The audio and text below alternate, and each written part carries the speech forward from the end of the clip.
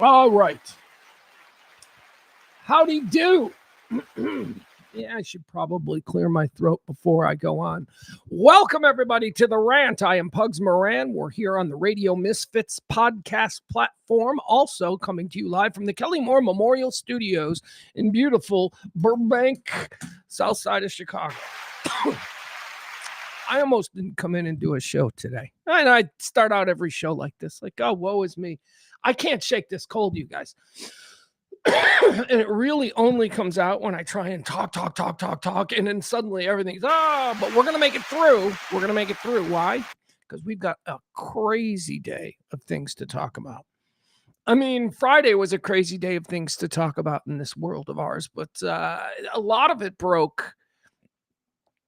I mean, look, let's talk about what we had Friday just before we signed on the show. And we tried to cover both of these, but, you know, we didn't have the time, the prep time to put the due diligence in order to form a cohesive point of view on these things. But we had the passing of Catherine O'Hara, which was just like a tidal wave of just why that came out of nowhere. Nobody expected that. So we're gonna get into that a little bit more today because we've had a weekend to sort of digest everything, and it's not going to be so much a tribute to the great Catherine O'Hara as much as it's going to be a recapping of where are we in the 2026 Death Trilogy.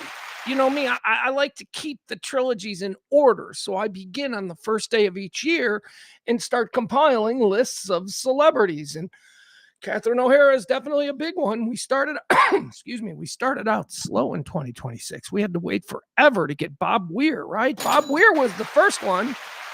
And we had Scott Adams and then a whole bunch of people. Anyway, we'll get you caught up on where we are because we've had a number of celebrity deaths that have gone unnoticed. Well, not unnoticed, but, you know, we didn't account for them because there's so much other news going on that so we're going to get caught up on the celebrity death cycle. We're going to find out where Catherine O'Hara fits and what's going on with Lou Holtz. Lou Holtz is in the heat. Oh, hold on. I got to do this. I didn't. Hold on. Can't just sit here and be like, what's going on with Lou Holtz when I know that he's in hospice? All right. Still okay. He's still alive. Lou Holtz is still alive. We'll find out where his death would put him in the Death Trilogy and how that affects the great Catherine O'Hara. We got to talk about a whole bunch of stuff. Let me just run down this stuff. Man, I got such a list here. God, I just realized I was supposed to call Maddie. I told Maddie I'd call her at 11:40. We were talking, doing our little pre-show back and forth around 10:30. I'm like, I'll call you, but then everything got squirrely. And that's why the show's running a little bit late. It's Groundhog's Day. We got to find out what that rodent said. It's fun. It's, you know what? I'm not going to be a dick about it. There's like a couple of ways you can approach Groundhog's Day. You can just be cynical and be like, this is stupid. Or you can just buy into it and go, hey, we all need fun. And that's what it is. It's fun.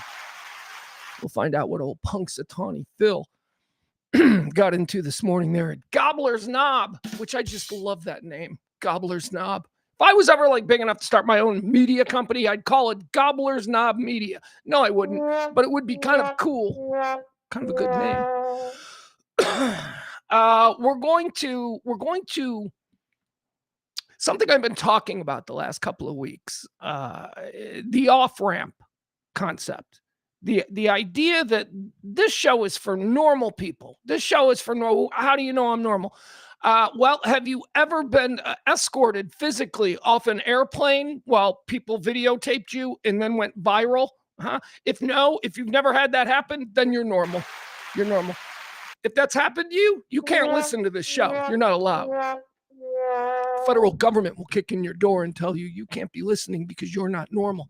Are you still invited to your family's Thanksgiving and holiday dinners? If so, you're normal. Congratulations, you can still listen. If you've been banned by your family, get out of here. You're not allowed here either. If the people who are supposed to love you, who are genetically, instinctively going to love you, don't, then no, you can't come here. So no. Have you ever been arrested or banned from your local Target store? If that is a situation, you've been arrested or banned from your Target store, you are not normal, and therefore I don't want you listening to this show. It's not for you. You're not going to get it. You're just going to hang out in the chat room and make, unless you got a lot of money. If you got a lot of money and you want to donate to the show, as you can see scrolling below us, that's something good. You can do that. I'll take your money. I just don't want to take your opinions. As I say from the start of this show, it was created for people in the middle. It was created for normal Americans. Now, what is the middle? The middle is the 70% of us, the 70% of us who are normal. Now, how do I come to that figure? Well, I just assume there's 15% of people on the right who are never coming back to civilized society. They are gone. They're like white supremacy adjacent. They have some of the worst fucking takes ever. They're not coming back, okay? Then there's a 15% on the left, right? These are the ones that multicolored hair and piercings all over, and they know how to make bombs, and they just hate Tesla. Those fucking people, they're gone too. Dressed all in black with your skateboards, going out there and just causing trouble in the streets. I'm kidding. I don't know what that means. That's a teenager, right? But I'm talking about the Antifa, weird, far left. They're gone too. That leaves 70% of us here in the middle. We're normal, and that's who the show is for. To that end, I've been talking about the concept of allowing for an off-ramp. There are way too many people out there. Way too many people who we have written off. We have to allow them an opportunity to come back. If they don't, we don't even require a mea culpa. Like, I don't even need people to be like, hey, man, I sure was wrong. No, just come back and start acting normal. And we promise that we're going to act like nothing ever happened. That's the premise. That's the premise of providing the off-ramp. No, I told you so's. To that end, there is a lot of examples of that going on. We got audio we're going to watch. Played yesterday some audio of Charlemagne. Charlemagne, host of the Breakfast Club, which is America's #1 urban talk show. He's the Howard Stern for black folk, basically. He's got, when I say that, I don't mean he's a shock jock. I mean he has that level of influence, that level of listenership, that kind of thing. So he's a very influential guy. He went on Andrew Schultz's show. Yeah, Andrew Schultz, one of the guys from the Manosphere, the Rogan sphere, the sphere of internet content creators who were quite effective in getting Trump reelected. Their base and the people that they speak to, they were very pro-MAGA. As we've seen, a number of these people are taking the off-ramp. They are deciding that now is the time to say enough is enough. Andrew Schultz and Charlemagne had an interesting conversation, so we're going to play a little bit of that. I guess we got to talk about Iran. We got to talk about the Grammys. We got to talk about the blue wave coming to Texas. That's right, Taylor Rehmet. We're going to get into him. I don't even know if I'm saying his name right, but I'm going to try and get him on this show. We need to talk to all of these people who are fed up, who are saying this is what needs to happen. I am not like them, and Taylor Rehmet seems to fit that mold. Oh, I know, he's a Democrat, so you have to hate him. But he's got a beard, likes country music, drives a pickup truck, and is a working man. Every other box. This dude checks, says he's a dude, except that, well, he's a Democrat. He's a libtard from San Francisco. Stop it. No, he's not. I think he lives in Tarrant County. Anyway, we'll talk about him. Savannah Guthrie's mom is missing. This is a weird story, man. This is kind of creepy. We'll get into the details of that. We just got so much stuff to get to, plus so much more. Oh, my God, everything, and we're going to run through it. But first, before we get started, it is the first of the month. The show runs on your gratuities, your tips, as we like to say. You can drop something in the Venmo or the Cash App if you can. And if you are the day's biggest tipper, and that's not really hard to do, most days, if you're the only tipper, you're the biggest tipper. Today, we have an executive producer. That's Cece. He was the biggest tipper last week. So if you tip the most today, you will be tomorrow's executive producer. And like I said, it's not that difficult to think. There's not a whole lot of heavy lifting going on here because we get no tips ever. But it is the first. That's not true. You can see the name scrolling down there. I don't mean to be like that. I'm very appreciative of the support that our listeners, our small listener base, our small but loyal listener base has provided this show over the past 4 years. But we got to keep going. We got to get ahead of it. Last month, we didn't pay our bills until like the 20th. So we got to get ahead of it. I know it seems like I've been pushing, but we got to get ahead of it. If we can get to some sort of normal pace to pay our bills on this show, then we'll be okay. So it's first of the month. If you can tip, please help out. We need it right now. All right. CC's our executive producer. If you want to be tomorrow's executive producer, all you got to do is drop a little something in the Venmo or the Cash App. And that's enough of me shaking my tin cup like so many crooked reverends. I hate that part of it, but we got to do it. Let's go to the chat room. Let's say hi to our chatters. Let's see here. Kevin Barber. Kevin says, KBR. He says, Pugs, great sketch on SNL that addresses the off-ramp thing in families. Hilarious. Yeah, we're going to start out. We're going to watch that, and this show's probably going to get struck. So if you're watching this show right now, live, it's probably the only time you're going to see this. There was a terrific off-ramp sketch on Saturday Night Live, and I posted about it. I think I said something to the effect, I was high, so I was being very poetic in my writing. I think I said something like, Saturday Night Live at its best is like a cultural mirror. It reflects what's going on in our living rooms and around our dining room tables. It pokes fun at it, and it forces us to have conversations that maybe weren't so easy to have until we had these jokes. That's what satire does. It allows for conversations that are otherwise difficult. When Saturday Night Live is at its best, it is doing that kind of humor. It is humor that is relatable. It is humor that when you see that sketch, you point at someone and go, oh my God, that is so you, right? That is when they're at their best. Kevin points it out. They did this weekend. They had a home run sketch. Home run sketch. Everything Saturday Night Live is supposed to be, this sketch was. In tone, in step, in rhythm, whatever you want to call it, with whatever the zeitgeist of the culture is, they need to be on it. And oftentimes they're not. This sketch they were. And of course it starred Ashley Padilla, the freaking breakout of Saturday Night Live. I've never seen somebody break out from a featured performer slot quite like Ashley Padilla. They're not even paying her full freight yet. She is still making what a featured performer makes, which is, probably good if you're a manager at a Pep Boys or something. But, if you're a celebrity, it's not great money, and it's hard to live in Manhattan on that, but whatever. She is still a featured performer. She plays the mom. The premise of this sketch is this mom has something she needs to tell her children.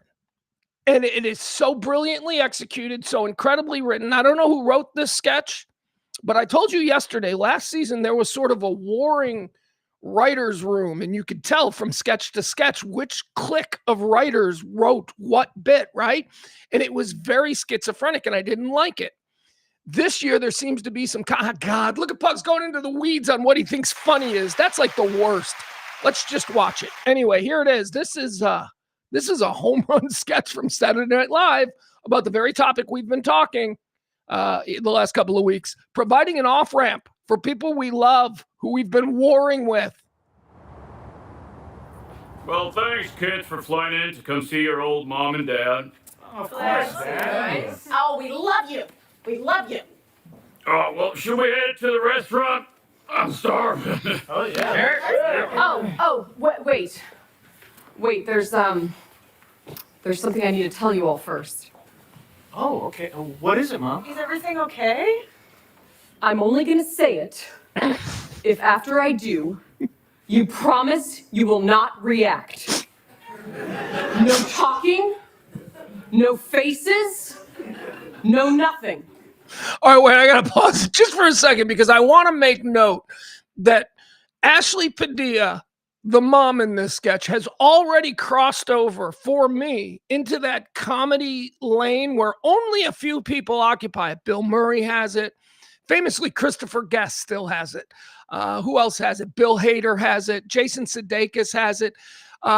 This is the ability when you're doing a sketch or an ensemble to make people start to laugh before you've done anything funny, because your energy is just so funny and they know you're about to slay them. Ashley Padilla already has that. Her doing this, she's like, just listen, I'm already laughing. And you can hear the audience is already laughing. That's a star quality. You promise you will not react. No talking, no faces, No nothing.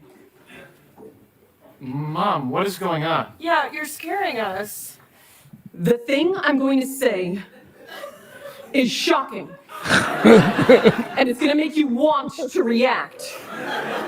But I need you to promise that you will not. Yeah. Let's do a practice example. I eat bugs. I eat bugs. Mom, what? No. What did I say? Sorry. No speaking, no talking, no nothing. Okay, let's try again. Pretend example. My butt fell off. Can't find it. I don't have a butt. Okay, good. What I have to tell you is I may have changed my mind about Trump. What? You want this to be real or not? Yes. Sure.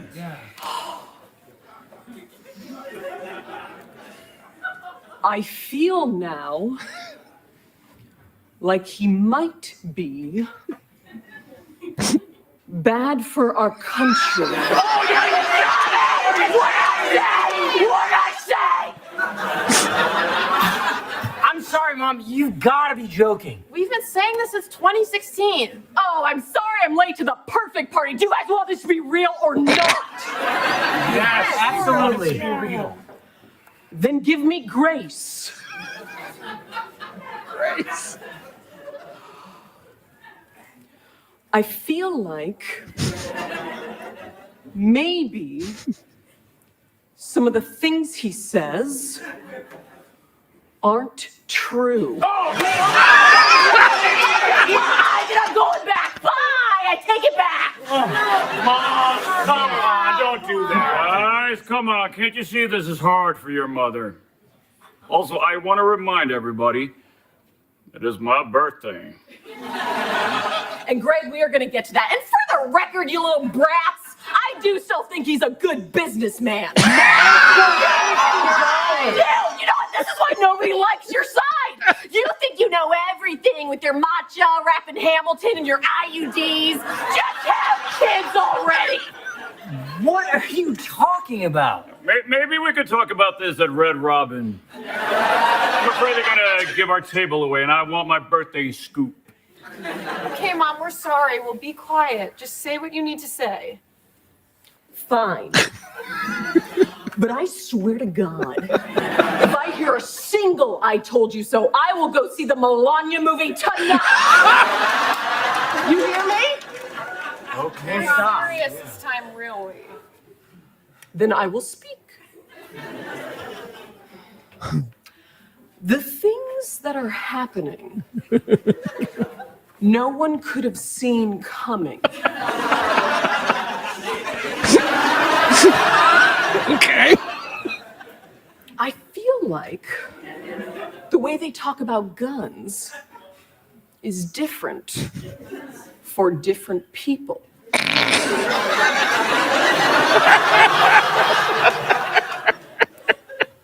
They made me feel worried about trans people. But now I'm realizing I don't really get what the problem is. I don't really get it. I'm starting to wonder if drag queens are actually hilarious. Oh, stop that! I see what you're doing. Stop it! Enough. Leave your mother alone. Her laptop is old. She gets a different internet than you. That is how that works. And this is vulnerable for me, okay? You should understand. What did I say when you came out? You said, is it possible you just like hats? Still waiting on the answer, babe. Please stop getting your mother worked up, or she won't dance for me tonight. It's his birthday. You wouldn't be here without it. You wouldn't be here without it. Mom, we're sorry. You're right. We shouldn't have made this hard for you, and we're happy that you told us. Yeah. We're sorry. Thanks, Mom. All right. Let's get to dinner. Plenty of room in the Cybertruck. Sell that! All right, there you go. Brilliant. She's brilliant. Ashley Padilla. I feel like maybe just so provide the off-ramp. We all got to provide the off-ramp. And Saturday Night Live just gave us a little way to do it. Actually, I don't even think you need to do it in that. Just come back to being normal. Just stop. And Mom, you don't have to suddenly make the announcement and gather the kids and fly them in, as the premise for that bit was. Mom, you can just start being normal. You can just stop making everything about, liberals and red and all that. You can just start treating people like they're normal. You can disagree with people. Put the red hat away, Mom. That'll be one thing, right? Okay. But off-ramps need to be provided. We need to come back at some point to being a normal, civilized society. And it seems like the events of Friday, which became clearly a huge story. I'm talking about the dump of the documents. And I don't even know how to cover that here today. I don't know. We're gonna try, but Maddie and I were talking about maybe doing a nightly show where we have guests and we go through all of this stuff, because my God, there's going to be new stuff making headlines this entire week. There are just people scouring through these documents, and there's so much of it. I mean, it was a real dump. I mean, it was just, so we're going to talk about some of the more vulgar descriptions in it. And we're going to try and give that the credibility or no credibility that I think. Some of it's, look, this is all a part of an investigation. So we got to look at everything, and you got to read everything. And I've read so much stuff over the weekend, and I had this thought last night, Sunday afternoon, there's no football. So I am deep in these Epstein files. Department of Justice, they're doing like a Pornhub check on it. I don't know if you've been to the actual site. It's now like one of my favorite places. And it'll hold your spot. Like if you go to I like the way it is. Anyway, when you go to the Department of Justice now to see these new publicly released files, they ask you if you're 18. It's like a Pornhub thing. I'm like, yeah, all right. And for good reason. It is some of the most, it's like snuff porn. It's not like snuff porn. There are descriptions of people being murdered. So, I mean, it is really dark, and I'm not entirely sure how to handle it here today.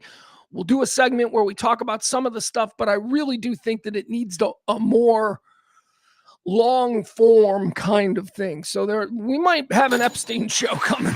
We might be doing a weekly or maybe bi-weekly Epstein show. So anyway, that's something that we're talking about now. Restart the show now so you don't lose the whole thing to copyright.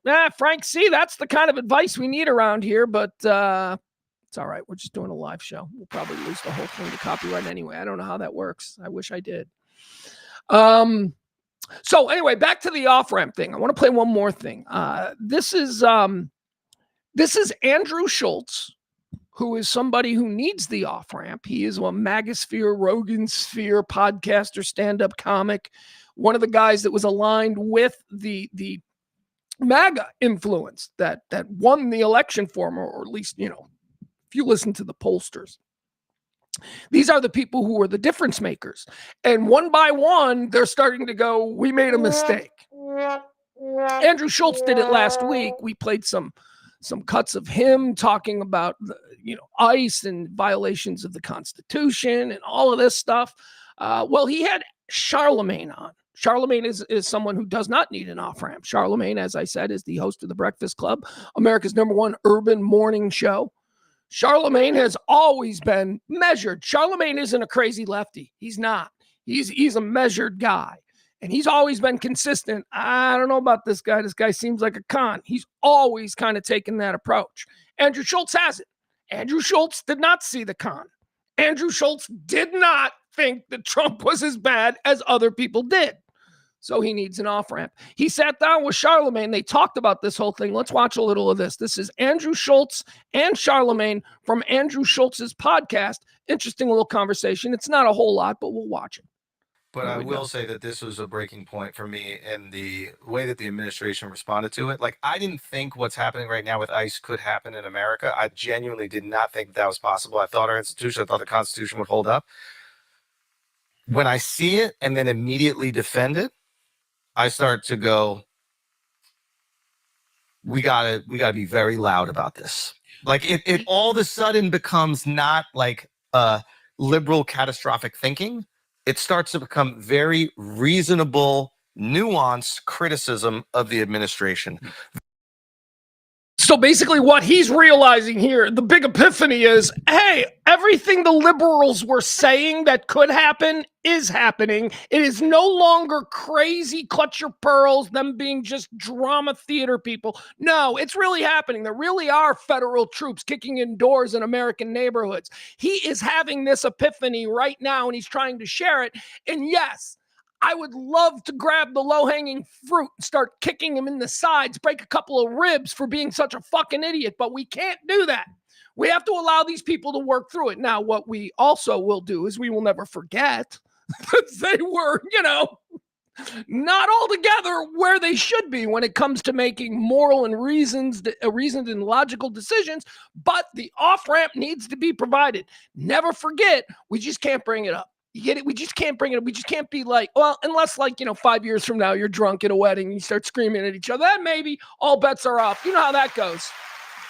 But providing the off-ramp, allowing these people back into civilized society, it's the only way we get back some semblance of normalcy. They have just made the most far left critiques of the Trump administration. Their reaction to this has just justified all of them. In one moment, all of their responses from Trump to Kash Patel, they have justified every single and I know people will probably look at this and be like, they've done a million other things to justify them. Sure, and that's fair. But this specific situation, I think, is a breaking point, and it has justified all those criticisms. I think people's antennas are way up, and people's antennas that were not up initially. This is like seeing the Epstein files.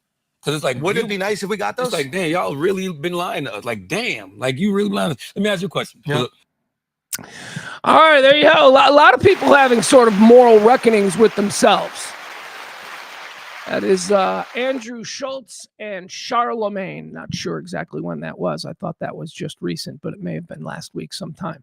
All right, let's see. What else do we have here? Groundhog Day. Should we watch this nonsense? Okay, it was Groundhog Day. By the way, also my 34th anniversary in broadcast radio. Well, this isn't broadcast. This is streaming. But you get the point. 34 years ago today, I wandered out onto the streets of Chicago dressed as a groundhog. And the true story is I was dressed as a squirrel because there's no such thing as a groundhog uniform. You want to try and rent a groundhog costume? No, not going to work. So we went with a squirrel. Choices were a beaver or a squirrel, and I chose the squirrel. And we called it a groundhog. And I went out on the street, and essentially what... Are we kidding? Oh, yeah. Hold on. I'm not sure if you guys can hear this. Can Can you hear this commercial underneath me? Just let me know in the chat room. If you want one of these two good creamers, you can get it in the creamer aisle. All right. Could fine. learn any second now. All right, here we go. I don't know if you guys can hear that. All right, here we go. Let's watch. Let's see what happened with the old groundhog, Punxsutawney Phil. They'd have us believe that this is the same Punxsutawney Phil from like 200 years ago. I don't think that's true. I think turtle maybe a tortoise, but I don't know. I don't know about groundhogs living to be 200 years old. Here we go. Here's how Fox News covered it this morning. From Punxsutawney Phil, if relief from back-to-back winter storms is on the way. Meteorologist Adam Klotz is live waiting for the groundhog verdict from Pennsylvania. Hey, Adam. Hey, good morning, guys. I really do think we are very nearly at that moment. Thousands and thousands of people behind me. Thousands and thousands. All right, this guy's going to talk for a while, so we need to go to, where is the moment? Hold on. Go up on the stage. Look at this. This takes forever. You know what I love about these guys? Now, first of all, I love the movie Groundhog's Day. That gives us a little window into what it's like in this town or whatever. But these dudes, these fuckers are insufferable. Like in October, they just think that they're like the coolest guys in town. No, I can't do it. I've got a grout. I got a Punxsutawney meeting I got to attend. You know, every Tuesday from here on out, we've got to. These guys are probably just insufferable because in their personal universes, in the town of, is it Punxsutawney? Is Punxsutawney a town? In this town or wherever this event is held, this is a big event. Nobody knows this town. This is some rural, stupid town in the middle of stupid Pennsylvania. But apparently now it's nationally famous for the last like 60 years because of this stupid groundhog bit. It's all they got. So you know they walk around town. He's on the groundhog board. You know it's a big thing. And they dress up and all right, so let's watch it. Here you go. Let's watch these dorks. All right. Now it's a tradition to get Phil fired up by chanting Phil, Phil, Phil, Phil, Phil, Phil, Phil. All right, I got a question. Oh, they're going to wake him up. Here we go. They're banging on his door. All right, I got a question. What's the story with Phil? What's Phil's deal? Does he like live in a cage in one of these dudes' basement the rest of the year? I mean, he obviously doesn't live in this tree trunk in the middle of the town square. I'm guessing that is not real. So what is going on? Is he just like somebody's hamster in a basement? I mean, and how big of a deal is that? Imagine that. That's the house where they keep Phil. You know, that's a big thing in their personal universe. Well, I can't do that. I'm the house that keeps Phil. You know, they think they're special. Here he comes.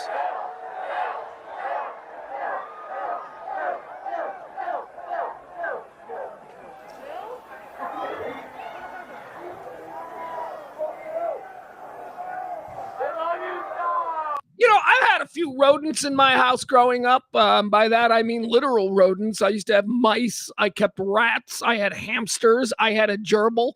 And you know what they all had in common? They were all gotten by the dog. The dog at some point got all of them.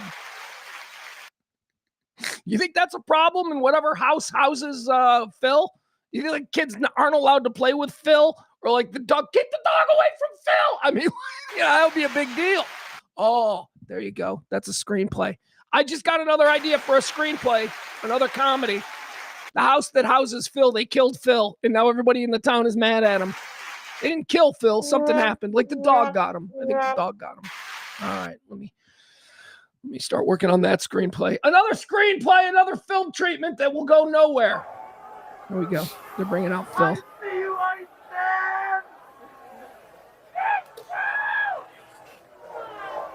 Jesus, man, this was at 6:23 in the morning Central Time. We were all still sleeping.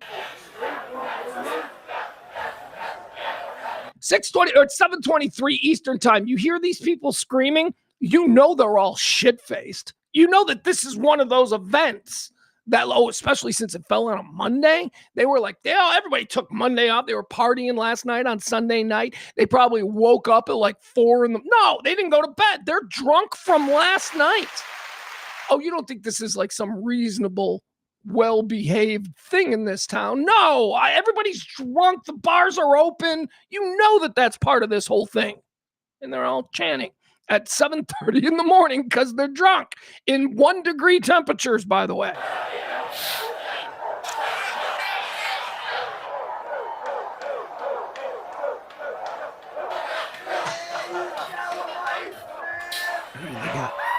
It's Punxsutawney Phil! Yeah, there.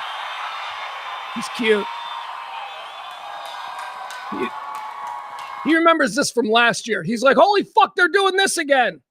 Because he never gets any attention. He just lives in a cage in somebody's basement. And then once a year, this happens to him. And he's like, oh, here we go. Let's see. Did he see a shadow? I thought he walks out. Isn't the premise that he walks out, that you knock on the door opens up, and he comes out, and whether or not he sees, that's the premise. I saw no shadow. I don't know, let's see if he did.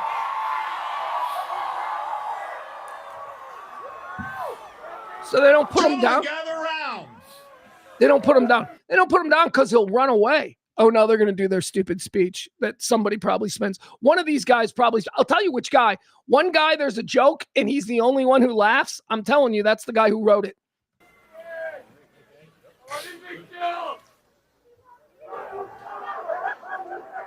Okay. All right, so now what's going on here is they put him on this big stump, and there are two scrolls. One scroll has a nice little poem that's written about seeing your shadow. The other scroll has a nice little poem about not seeing your shadow. At this point, Punxsutawney Phil is telling them which scroll to choose. So it's not even based on whether he physically sees a shadow, because they never put him down because he'll probably run away.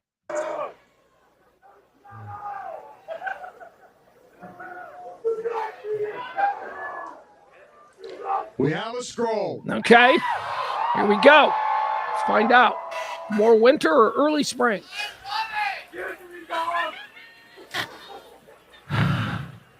Okay. All right. Everybody in?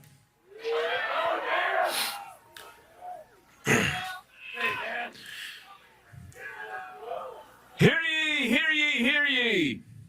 Now on this February. This guy. Look at this. You gotta watch this guy. I think this guy wrote this because he's really interested in how the jokes land.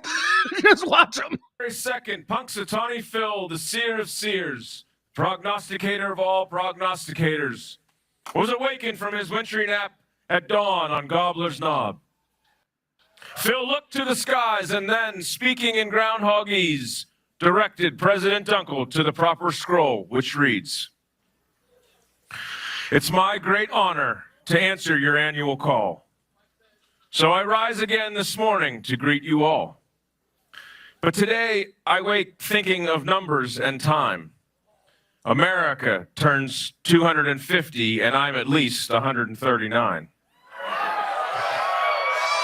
Look around. He's like, you see him looking around. He's like, okay, who's laughing? That one landed. All right, very good. All, young, old, babies, or millennial, and kick off America's semi-quincentennial." See, he knew that was a stretch, but he's laughing. He's like, yeah, come on. I want that one to work. I didn't know that that's even a word. He wrote it, this guy here. We look to the future and not just the past. So I suppose this party could use a forecast. It is my job this February 2 to look to the skies and report back to you that there is a shadow here on my ground. 6 more weeks of winter abound. All right, there you go. 6 more weeks of winter. Of course, it is only February here in the Midwest, so we were pretty much counting on that anyway. At least. Barney says he thinks it's a new Phil every year. I think it's a new Phil every year. The old Phil is sacrificed in a sexual blood magic ritual. That's the story I like to believe. I have no doubts. Maddie says it's the equivalent of Mardi Gras in Punxsutawney for sure. Yeah, I mean, I'm telling you, man, those people, they party. The bars are open. They have specials. People come into town. All the bed and breakfasts are booked. I mean, it's a big deal. Yeah, I've seen Groundhog's Day, and that was like 40 years ago. So imagine what it is now. It's kind of like here on the south side of Chicago, we have what has always been told to us, and I think it's true, the world's largest St. Patrick's Day parade. This is this is not the official city parade. The official city parade happens downtown, and it's about politicians and all of that kind of stuff. The Southside Irish St. Patrick's Parade is like 10 times bigger than the official one. The official one is where they famously dye the river green. They don't do that. That's not a Southside thing. That's the actual city. But the bigger party parade is the Southside Parade, and it ain't at all about Irish heritage. Well, maybe it is. Certainly about Irish culture, because all that is an excuse for about 100,000 people to come into a neighborhood and drink for 12 hours. That's all that is. So, yeah, I imagine it's the same kind of thing there in Punxsutawney. I bet you they got beer bucket specials starting at 5 a.m. You know, it's that kind of thing. Morning shows from Philly, man. Yeah, we're going to be broadcasting live from the Gobbler's Knob pub. You know, that stuff. It's one of them kinds of deals. All right, let's get into what else we got here. We did the groundhogs. We did the off-ramp stuff. Oh, God, I'm staring dead at Epstein. All right, let's save that. Let's save that. Savannah Guthrie's mom, I want to talk about this. Did you guys see Savannah Guthrie, host of the Today Show, right? I always like Savannah Guthrie. I don't know anything about her. I just know that she seems pleasant. She's on TV and she seems pleasant, and there you go. So she's okay with me. Because I'm not a weirdo, right? I'm not like, I hate that person because of something I read that she said back in 2000, and you're weird. Savannah Guthrie, she seems nice. She's attractive, well-spoken. What's not to like? All right. So she's one of the hosts of the Today Show. She found out that her mom is missing. Her 84-year-old mother, who lives in Tucson, Arizona, is missing. And the details are not good. Like, this isn't just, her 84-year-old mom who's senile wandered out. This isn't one of them gray alerts thing. Police on the ground are treating the home as a crime scene. We don't know why, but it is definitely more than just a gray alert because a famous person's mom wandered off. The police there think that there is foul play involved, and Savannah Guthrie's mom has been missing since Saturday. They reported her missing on Sunday. Well, you know what? Here, let's see how the Today Show actually handled this. We want to get and right obviously, to Savannah Guthrie is not on the show today. She is looking for her mom. I mean, my God, what a horribly sad story this is. Let's see how this develops. Here it is, how it was reported this morning on the Today Show. Deeply personal story for us. Nancy Guthrie, Savannah's beloved mother, has been reported missing in Arizona. Nancy, who is 84, was last seen Saturday night and reported missing on Sunday by family members. Savannah saying in a statement, on behalf of our family, I want to thank everyone for the thoughts, prayers, and messages of support. Right now, our focus remains on the safe return of our dear mom. We thank law enforcement for their hard work on this case and encourage anyone with information to contact the Pima County Sheriff's Department at 520-351-4900. In a news conference late last night, the Pima County Sheriff said multiple teams responded to the scene. This is very concerning to us. We don't typically get the sheriff out at a scene like this, but it's very concerning. We've learned from the house. The sheriff adding that Nancy Guthrie has no signs of cognitive issues.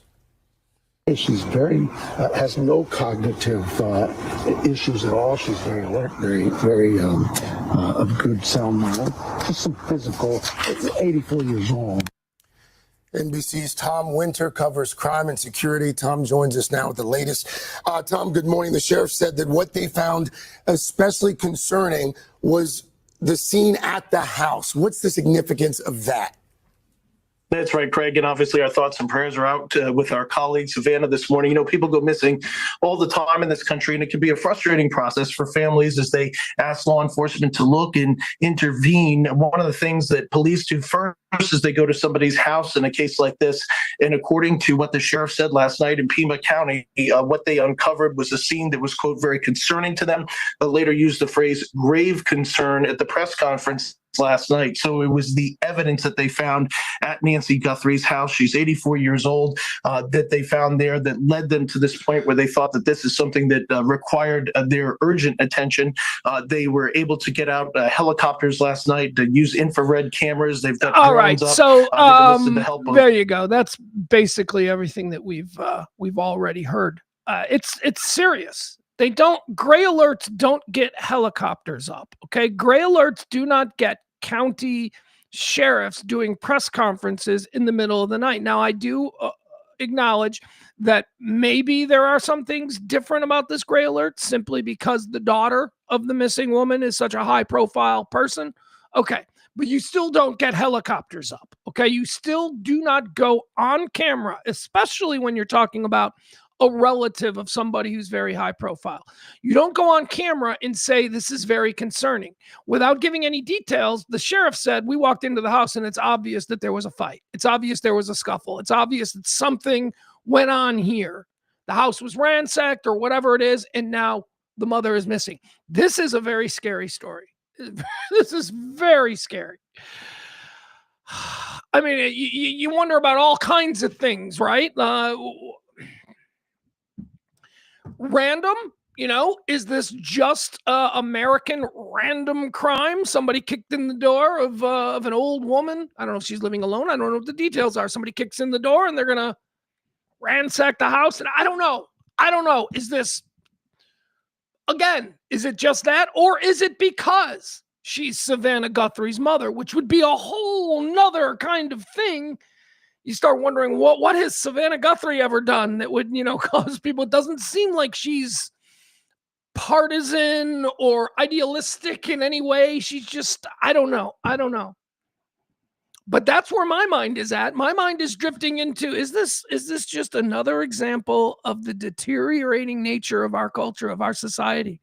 That now there are just fucking whack jobs who have access to guns and no fucking health care, so they're not in therapy, they're not on any kind of mental regimen. No, they're just out there getting all stirred up endlessly by our billionaires. They're going down to the Home Depot, they're buying a gun, and they're, hey, that media person's mother lives in my neighborhood. Like, is that what we got?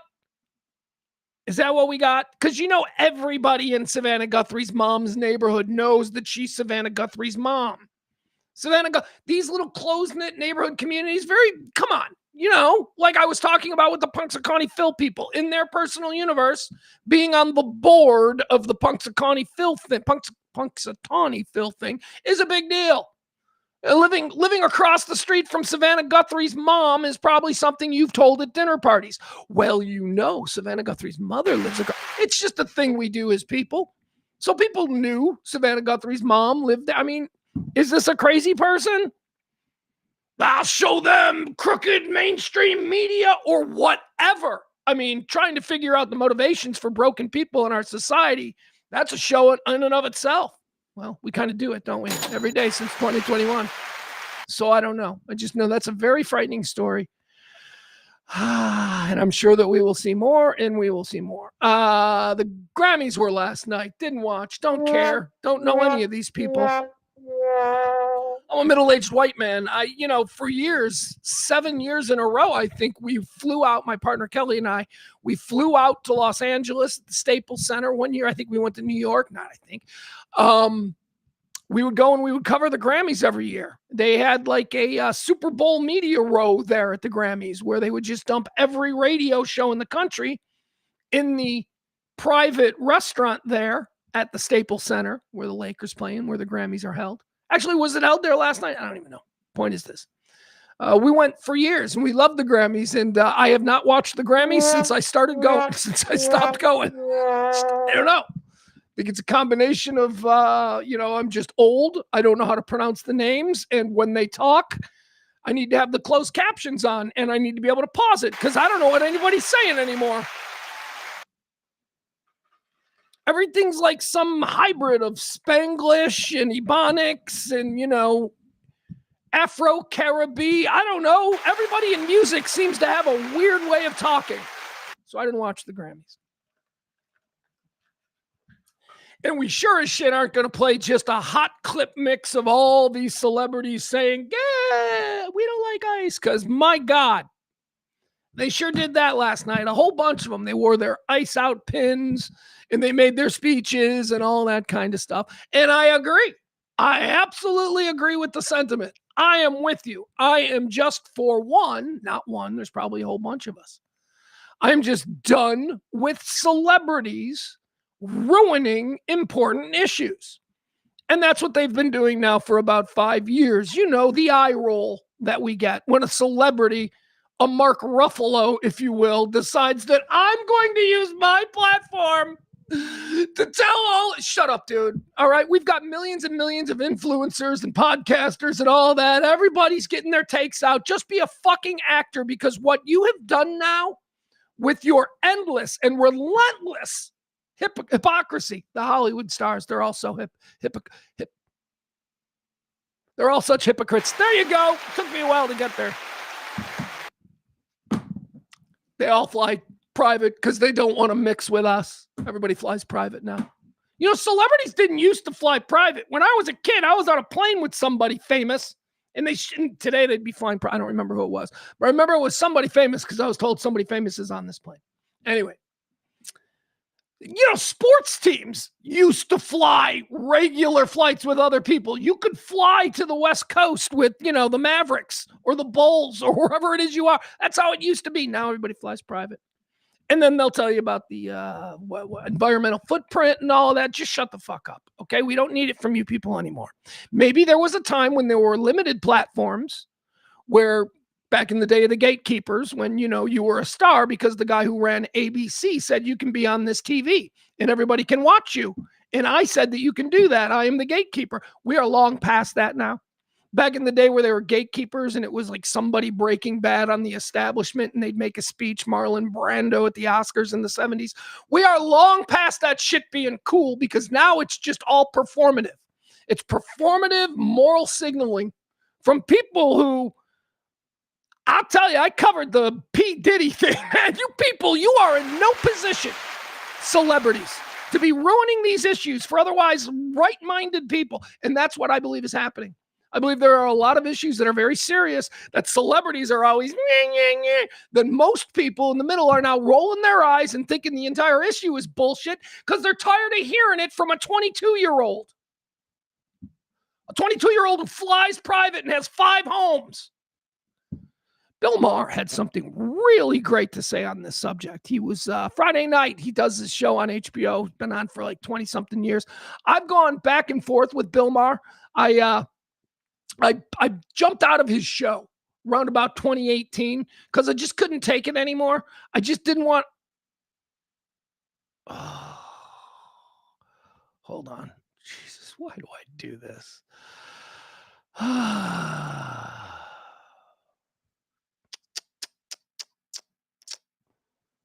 All right, so I seem to have lost. Here I am ramping up to this whole thing, and I seem to have misplaced the piece that I want. That's all right. Here we go. We got it here. Bill Maher on his show on Friday night at the end of it did a little rant. He reminded everybody that the award season in Hollywood is upon us. The award season, of course, Oscars and Tonys and Emmys and all that nonsense. It kicked off on Sunday, or actually it didn't kick off on Sunday. Golden Globes were about a month ago. Where is it? Come on, I got to find it. All right, here we go. All over the world. Sorry, I found it. We got it. So Bill Maher had some advice for celebrities who feel like they want to do the virtue signaling and all that nonsense. It's actually pretty good. So let's watch this and then maybe have a little conversation about it. Let me just see where I'm supposed to. There it is, 4 minutes and 15 seconds because Bill goes on. So we're going to fast forward. All right, let's go. Let's start it right here. Let's give this a listen and then we'll discuss. Award show crowd.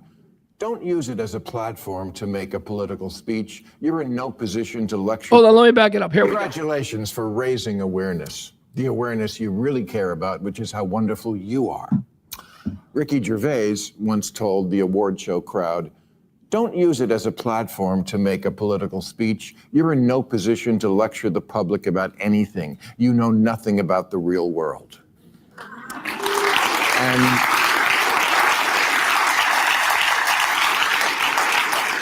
And of course, this is where celebrities say, how dare you? We're citizens with just as much right to speak out. Agreed, you absolutely do. I'm just saying, don't.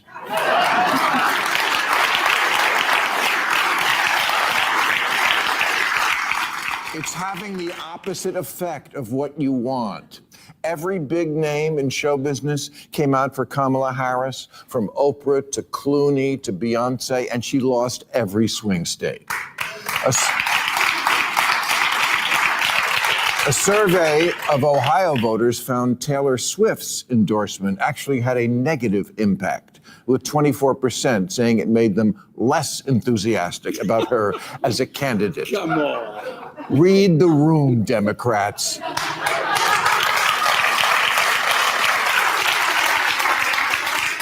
Celebrities aren't helping. And why would they?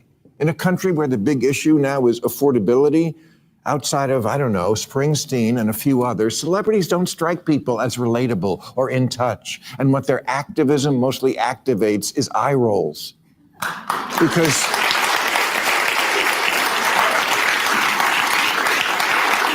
Because stars, they're not just like us. They're just not.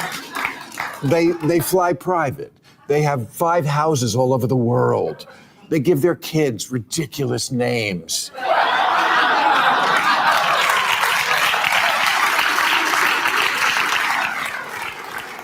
They make candles that smell like their vagina.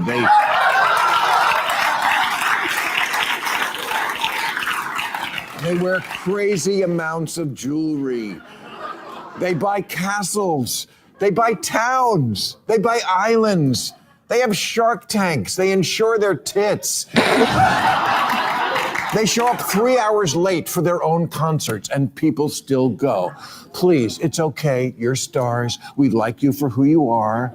Insulated divas whose talent allows you to pig out on the finer things in life, because we all need something to aspire to.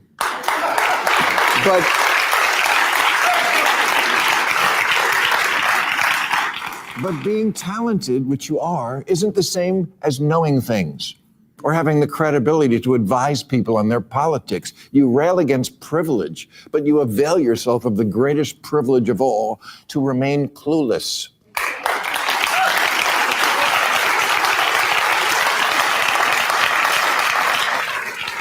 Dave Chappelle lashed out at me last month because I called him out for saying there was more free speech in Saudi Arabia than here. Well, I was right. What he said was stupid. America has many problems, including free speech issues on both left and right, but we're real different than Saudi Arabia. If you don't believe me, try opening a lesbian art gallery there.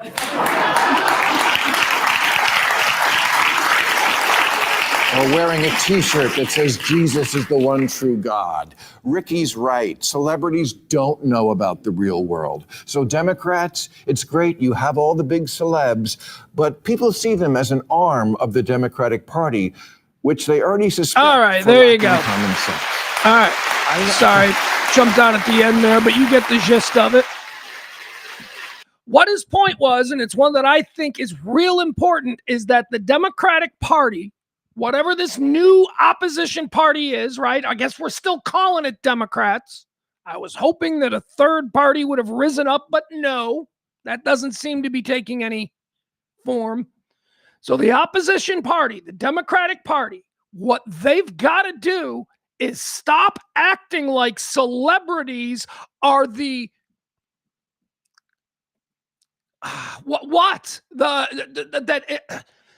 well, I guess Bill Maher said it better. You got to stop acting like you're the celebrity wing of political parties, right?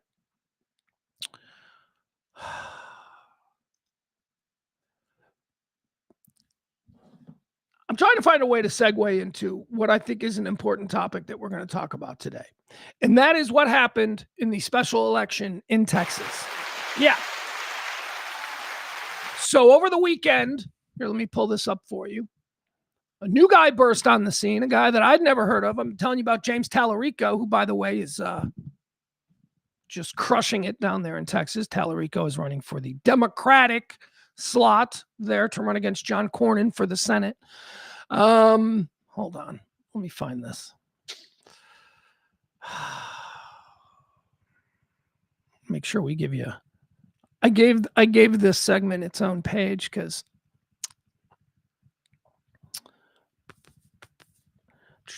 because I think Taylor, and I don't even know if I'm saying the name right. You guys are down there in Texas. You probably heard it on the news. Is it Taylor Rehmet? Rehmet? R-E-H-M-E-T? All right, here's the story. Let's see. No, that ain't the story that I'm looking for. Here it is. All right, strength in numbers. Is there a blue wave coming to Texas? Democrats flip Trump plus 17 Texas Senate seat, showing a 32-point swing. All right, so basically what they're saying is this was a district for a state Senate seat. This is not the national. This is, not federal level. This is in the state of Texas. This is what has been controlled by Ken Paxton and his band of fucking goons for the past, 8 years. It's all red. They do whatever they want. So that's what this is. This is local representation. This is the important stuff, guys. I complained last week about how we are now a country that cares about what's happening 1,000 miles away from us and can't even tell you what's going on in the local school board. We need to become more locally driven. We need to protect our local interests because these people in this representative democracy who we have tasked with representing us in this democracy are not doing it. And it's obvious they're not doing it.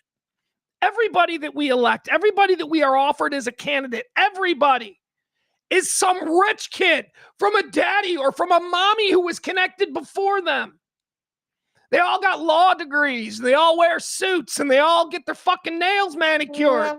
And then they show up in goddamn Wichita Falls and they convince everybody that they're just like us. Well, they're not. There is a political class that has become a thing in this country, and we just over and over again elect these people. Now, we've started to do it a little bit differently. MAGA came through the door first with the concept of electing people who are wholly unqualified, but whatever, it's a change. We got some pretty bad people. We got some people that just don't have it. We got the regulars. We got Lorena Boebert, that moron. We got Marjorie Taylor Greene, that moron, who, by the way, Marjorie Taylor Greene may not be as big a moron as I think because she is staying relevant by doing her heel turn. Now, this would be a heel turn if you were in MAGA and you thought that she was one of your princesses, one of your rising stars, right? What is she? What was she, like a Pilates instructor, right? Her and her husband ran like a contracting firm or something. She was a normal person. She was outside the political class. So that was good. They just got the wrong people, I think, over on that side. They went and elected regular people who were just angry about stuff instead of elected people who are tired of seeing this mess and think they can fix it, which is what it appears the Democrats are doing in Texas. Now, if me saying that makes you get angry, you're radicalized because when you cut through all the bullshit of red and blue and liberal and all that stuff, what did I just tell you? The Democratic Party doesn't want to have anything to do with the Hollywood scene anymore, or at least that's what I think they should. What they need to have everything to do with now is return to the working class. Nobody gives a fuck about Taylor Swift and Beyonce and all that shit. What they give a fuck is the guy who can stand up on the crate in the middle of the town square and speak to 50 to 100 people who live there who showed up and make them believe again. That's substance. The Democratic Party needs to get back into substance and not, I'm going to say a bunch of things you've heard a million times before, but then Maroon 5. Fuck that.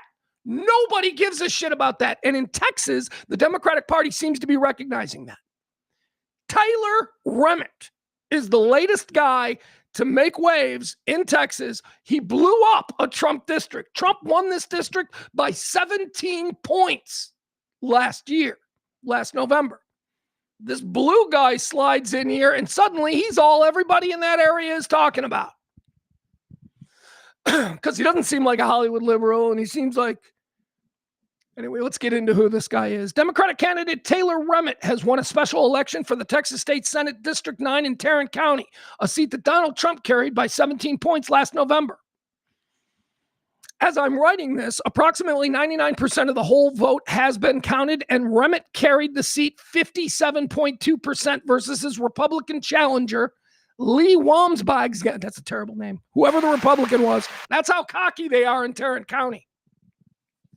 Let's run somebody with a name that we can't even pronounce. Anyway, the person's name was Lee Wambsgans. Wambsgans. That's like Tom from Succession. Tom from Succession. Tom was Tom Wambsgans. That's a real name. Look at that. That person got 42%. Taylor Rehmet, got 57.2. That's a 14-point margin and a 31.4 swing versus Harris's margin in 24. 31.4 swing from the 2024 election that got Trump in there. People have changed their minds, which is so encouraging. Now, what got them to change their mind? This dude, once again, is not standing on stage waiting to introduce Beyonce. This is a dude who is a working man. Well, let's learn about him. Democratic candidate Taylor Rehmet. We went through the points and how he won. Let's see. The swing of 32 points from Trump's 2024 performance is the largest Democratic overperformance in a competitive special election since Trump took office. Some other margins in competitive seats include the following. They're showing us a bunch of other ones. Since Trump took office, Democrats have flipped 8 Republican-held state legislative seats in a special election across 5 states. Republicans have flipped 0 Democratic seats. The average swing across these 8 flips is 19 points. Tonight's 32-point swing in Texas blew directly past that. All right, so there you have it. Big win. Here's who this guy is. He's a union guy. He's a working man. He's a military guy. He's a white guy who's like 40 with a beard. He looks like he should be at a MAGA rally. That should scare the shit out of organized MAGA because you're losing these people. Now, one of the reasons that they talked about why this may have happened, it could be just a timing thing. And that timing thing is directly related to Trump's weirdness about the Second Amendment. They truly believe that that had an impact. And had Trump said that weeks ago, maybe it wouldn't have turned out this way. But because Trump made this weird position on the Second Amendment, it freaked people out just before they were going to the ballot box. It says here, possible reason. Second Amendment advocates are warning that Republicans shouldn't count on them to show up in November after President Donald Trump insisted that demonstrator Alex Preddy should not have been carrying a gun. The White House labels itself the most pro-Second Amendment administration in history, but Trump's comments about Preddy, who was legally carrying a licensed firearm when he was killed by federal agents last week, have some gun rights advocates threatening to sit out the midterms. I've spent 72 hours on the phone trying to unfuck this thing. Trump has got to correct his statements now, said one Second Amendment advocate, granted anonymity to speak about private conversations he's had with the NRA.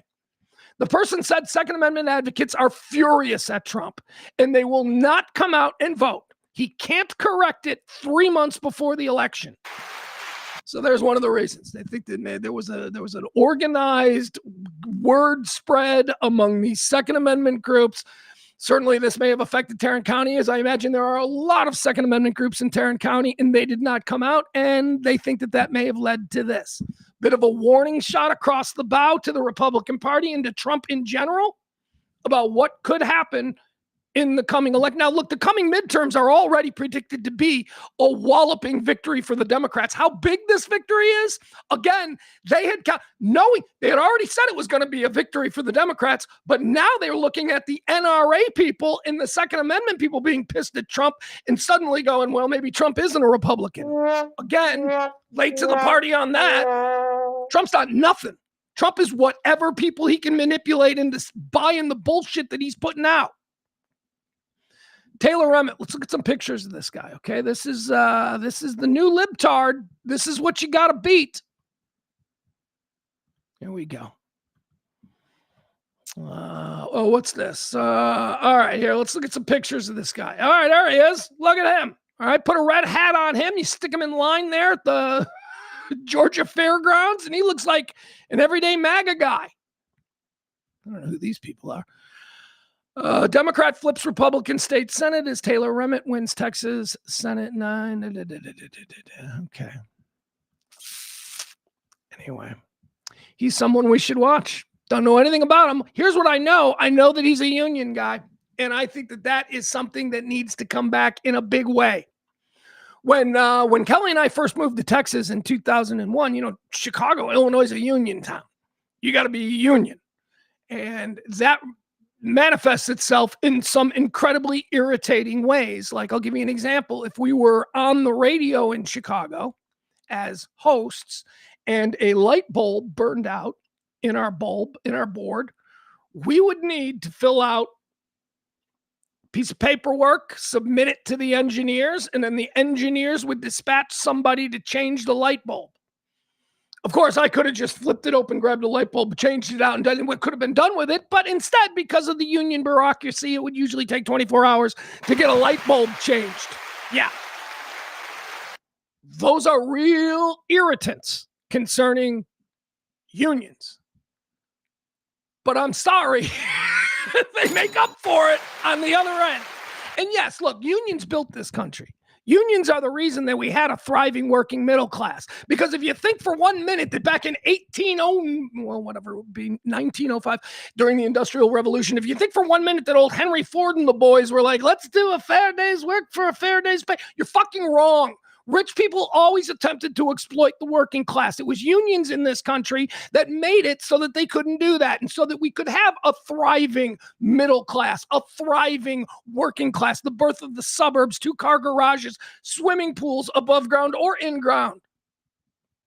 It all happened because of unions. And for some reason, there are parts of this country, interestingly enough, the former slave states, that do not embrace unions in the way that, I was raised. So when I came down to Texas and I was told that there were no union shop stewards, it wasn't a union town, it wasn't a union state. I was like, okay, that's kind of weird. And then I'd go out and I'd talk to people because everybody in my family's in a union. I'd go out to talk to people. I was in the radio union, stopped paying my dues when I worked in Dallas because what the fuck? They're not going to back me up here anyway. Unions are what made this country great. And they went away. Somehow they went away. There was a whole bunch of bad info about what unions were doing in this country. And apparently we decided that all they did was steal money, that all unions were corrupt. No, all humans are corrupt. You go down to your local bank, you will find corruption there. The insurance company that you pay every month, you'll find corruption there. So stop it with, unions are specially corrupt. No, they're not. That was just a way that the powers that be could demonize the very people who were sticking up for the middle class. And over the course of years and years and years, that's what happened. People started going, I don't need a union. Unions are coming back. Taylor Rehmet is one of these guys who was like, we need to protect the working class. You can't just fire us and then send our jobs overseas. You can't just fire us for this, that, or some other bullshit reason because you don't like this. We are the working people of this country. We deserve to be protected. We are the backbone of this fucking nation, always have been. We are the ones who get sent off to war. We are the ones who build the skyscrapers. We are the ones who pave the roads, teach the kids, coach the kids. And yet somehow we have been brainwashed into believing that we're the ones that don't count. Taylor Rehmet is a reminder that we do count. He's articulate. He's smart. I don't know what his background is. Oh, God forbid he shoved a girl in 1989. Who knows? But he seems like exactly the kind of dude that the Democrats need to start rallying behind. People that independents will vote for. People that don't just on first glance reflect the old Democratic Party. And I don't know what I mean by that. I don't know what I mean by that. I mean, the Democrats need to start running people at the national level that people in Iowa will vote for. And if they don't, then they will just constantly be this second-class opposition. That's all. All right. So there's the story about Taylor Rehmet. Guys, I'm sorry. You can hear my voice. I'm not doing great today. I'm struggling through this show. So please bear with me. Let's see here. What else do we have? Oh God, Epstein stuff. Ugh. All right, let me take. Let me take a quick break. I need to get some more. Actually, I'm just going to do some hot tea now because my voice is completely going. Let me take a quick break. Let me get myself resettled. Maybe when we come back, we'll get into the Epstein stuff. Stop listening to that. Guys, I'm so sorry. And a whole bunch more. We got more stuff we got to get into. So just give me a minute here. Let me try and fix my voice.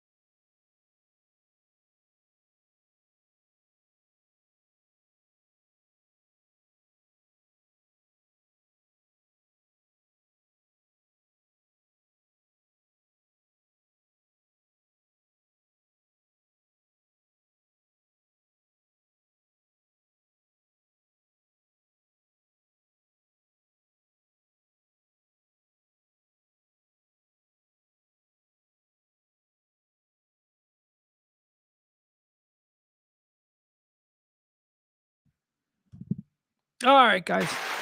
We're back. I really do I gotta apologize to you guys today. I probably should not be doing a show. I can't find my flow. I can't find the words. Everything's jumbling around in my head. I'm like second guessing my throat. I'm not dialed in today, guys, and I apologize. Usually I feel much better. Excuse me. And it's not like there's nothing like special going on in my life that I'm concerned about or anything like that. No, I feel a little bit off today, guys, and I apologize. So please bear with me if the show seems a little bit all over the place today. I can tell you, I'm not happy. I'm not happy with the way things are going. I'll tell you what I am happy about. We do have an executive producer on today's show. It's CC. I haven't seen CC in the chat room today. CC, of course, of the Sports Bras. He dropped a little something in the Venmo or the Cash App, and he was the big tipper, so he gets to be the executive producer of the day. If you want to be tomorrow's executive producer, all you got to do is drop a little something. First of the month. We need those tips now. If you were thinking about tipping, now would be the time to tip. First of the month. We need to get our bills paid before the 20th. That happened last month. It cannot continue. So help out the show if you can. This kind of opposition talk. And I promise on most days it's better than this. On most days it's a little... Hold on. Excuse me. Sorry. Oh. Well, that's a very kind. Thank you. All right, let's see. Where are we? We got other. Oh crap! The Epstein stuff. Do we gotta talk about the Epstein dump? Yeah, we got to. As I was saying, Maddie and I were talking about maybe there's just so much here. And tonight I'll go home and I'll read a whole bunch more. There's just so much here. I made an entire Google Drive of just, Epstein things that I want to talk about. And there is so much. The pictures. Here's the other problem. And we have to be aware of this, okay? This is a big problem with the Epstein dump. And most of us, I think, are finding our way into it through social media. Things we see posted on Facebook or Twitter. But you can go directly to the source. You can go to the Department of Justice, and we're all allowed to see it. You don't have to sign up or anything. It'll ask you, if you're 18 or not, because it's pretty vulgar, and you just click that. And then you are just free to go through the millions and millions and millions. The nice thing is that it'll hold your place. Like I went right back to where I was. So, but man, it is what I say this guy, Donald Trump, does so well. And he's uniquely qualified to be able to do this, whereas maybe other people can't. And what is it that he does? He floods the zone with scandals. Most people, they have one scandal and they have to just defend that. And usually the one scandal, because that's all everybody is focused on, grows into something where you get either an apology or a resignation or whatever. Trump doesn't have one scandal. Trump's got like 20 of them. And again, it's that thing that I used to experience at 13 years old when I was ordered to clean my room. I would stand in the middle of my room, look at everything and go, where do I even fucking start? So the mere fact that Donald Trump has so many scandals and so many missteps, it's honestly the thing that's defending him most effectively. Because we can't really get into any one thing. The reason I suggest that if you are going to be looking at these documents, to go to the Department of Justice site, because the Department of Justice site is just a little bit more accurate than social media. That's basically what I'd say. Because the problem with social media is that there is nonsense. There is so much phony stuff going around out there, whether it's people on the left. I don't know why people on the left would feel the need to make up things and present them on their socials as if they are from the DOJ dump. I don't know why they feel the need to do that. The actual stuff that's there is like bad enough, but no. So people on the left are putting all kinds of crazy things. People on the right are doing the same thing. People on the right will look, here's proof on page 15,063. It's not real. Look at this email and it's not real. So both sides. So you gotta be careful about what information you're getting regarding the Epstein dump that you're fishing off of social media, because there's a lot of bullshit out there. That's why I've spent the whole weekend on the Department of Justice site, which I'm sure has me on a number of lists just for logging on. I don't know where to begin, man. where do I begin? There is so much. Just running through some of it. Epstein called Trump dumb, which I thought was really funny. That was an email. That's from the Department of Justice. Apparently, in a conversation with somebody else about Trump, Jeffrey Epstein said, and I guess Jeffrey Epstein, it seems like people thought he was smart. They all went to him, right, for advice and shit like that. Anyway, Jeffrey Epstein thought that Donald Trump was incredibly stupid. Disgraced financier Jeffrey Epstein appeared to insult President Donald Trump in a newly released email, calling him dumb while dragging members of his family. Jeffrey Epstein and Larry Summers. Oh, it was Larry Summers, the former U.S. Treasury Secretary under Obama, I believe, or maybe Biden. I don't know. Jeffrey Epstein and Larry Summers, who also president of Harvard, I think, at the time that this went down. Jeffrey Epstein and Larry Summers, it says here, were chatting about President Donald Trump during his first term in office in a number of emails that were made public on Friday. Larry Summers asks Donald Trump's friend, Jeffrey Epstein. See, here's the other thing. We got to stop with the whole, no, Trump cut him off. Trump never liked him. Trump was very good friends with Jeffrey Epstein. That is clear. They were buddies. To the extent that Larry Summers, who is, a guy who knows some people in his own right, who probably doesn't know Donald Trump, Larry Summers is corresponding with Jeffrey Epstein, asking Jeffrey Epstein what Donald is really like. Why? Because it is known in that crowd that Epstein and Trump are friends, and they're close. My God, this idea that, Donald Trump barely knew him, that is such a fucking lie. He was friends. At the very least, Donald Trump is obviously friends with a worldwide known pedophile. And at the very least, he knew about it. Of course he did. Of course he did. And he was okay with it. So that's just another thing that you need to remember about your hero. He was okay with being friends with men who had sex with underage girls. Here's what he said about him. It says, Larry Summers asked Jeffrey Epstein regarding Trump, how guilty is Donald? ?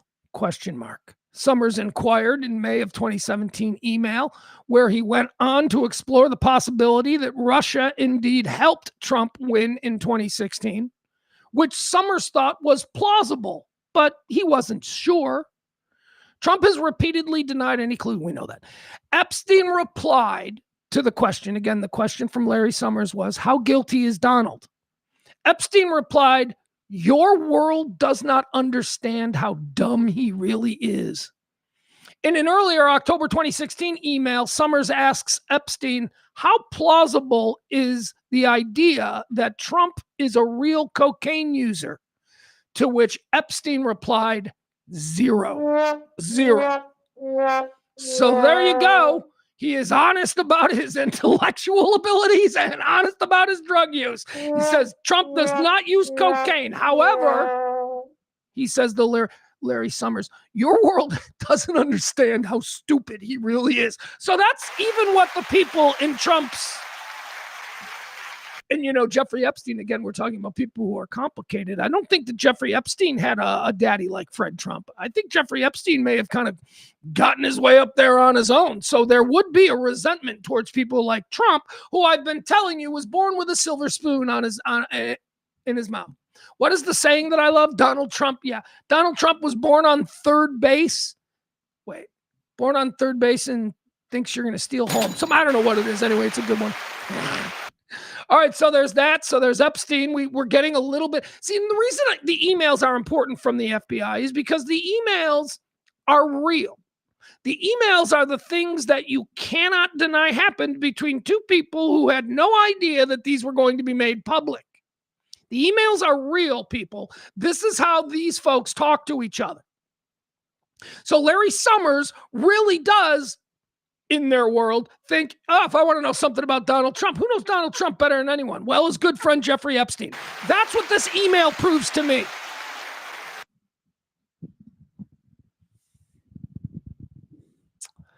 I'm trying to think of what some other emails. There's a whole bunch of them. Like I said, we need to do an entire show where we just go through these things.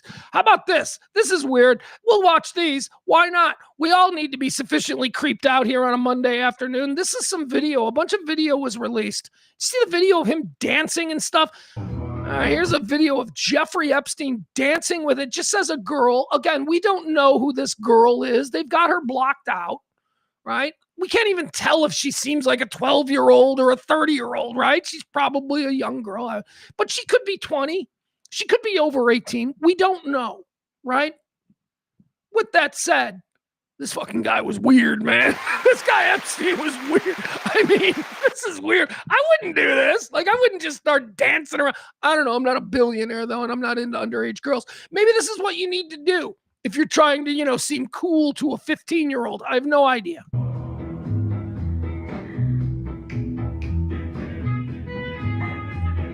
She's taller than him. So whatever she is, she might still be underage, but she's taller than him because I think he was a little guy. And he probably went after underage fashion models, and they're all tall.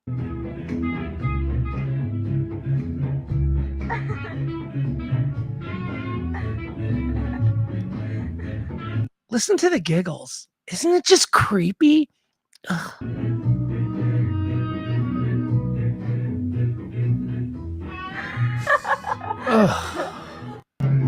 All right, yeah, we don't get to see the girls, and it's probably good, I would think. How about this one? This was another good one that came out the weekend that Melania was released. Melania, of course, the Amazon bankrolled film about what an incredible woman Melania Trump is. How about this? Did you see this picture? Brett Ratner. He's the director of Melania. Brett Ratner. Oh, yeah. First of all, what's he doing directing a documentary? He's Brett Ratner. He makes stupid movies. Here he is. Oh, yeah. There you go. From the Epstein files. Yeah. Their entire fucking universe are pedophiles, man. You know who wasn't named in the Epstein files? Obama, Biden, Bruce Springsteen, any of the fucking targets that you people demonize as being monstrous. And you know what? They might be monstrous in other ways. But in this very specific thing that we know about and that we're looking into now, they are not there. Not there. Clinton is. Let's ring that motherfucker up. Clinton. Clinton. I got no issues with running Clinton through the fucking ringer. We're going to put it, but if we're putting Clinton in prison, we're putting another president in prison. If Clinton goes, Trump goes. Come on. What, are you fucking kidding me? You think that nope, that won't stand. Trump ought to be defending Clinton instead of trying to get him rung up, because I'm telling you, if they go after Clinton, we're going to go after all you and your buddies. You can't just ring up Clinton. We're going to ring up Dershowitz. We're going to ring up Larry Summers. We're going to ring up half your cabinet. I saw something like 45.5% of President Trump's cabinet is mentioned in the Epstein files. The fuck, man? Here it is. Look at this. Look at this. Again, we don't know what this girl is. This girl could be 13. She could be 25. She does look young, and this is creepy. Look at how Brett Ratner, the Hollywood film director, hanging out with Jeffrey Epstein, snuggling up to a girl. Oh, my God. The director of Melania, ladies and gentlemen, Brett Ratner. How about that? We got more video. You want to see more video of the hijinks that went down at Jeffrey Epstein's. Here's Jeffrey Epstein. He appears to be chasing a couple of girls playfully around his kitchen. I don't mean to misrepresent this as they're running for their lives. They're not. These girls are having fun. They're giggling. He's laughing. Oh, my God. First of all, can we just say, hell of a kitchen, all right? Props on the billionaire's kitchen. That is an awesome kitchen, man. I would love to cook in that kitchen. Look at that. All right, so what's going on here? All right, so there's two girls on here. They give us nothing to work with. Two girls. He's on the counter being silly because he can, because he's Epstein.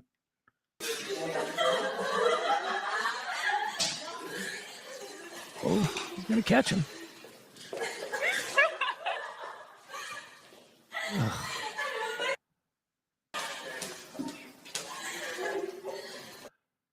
What was the point of recording this? I mean, and keeping it. I mean, I record all kinds of silly stuff, but I just delete it.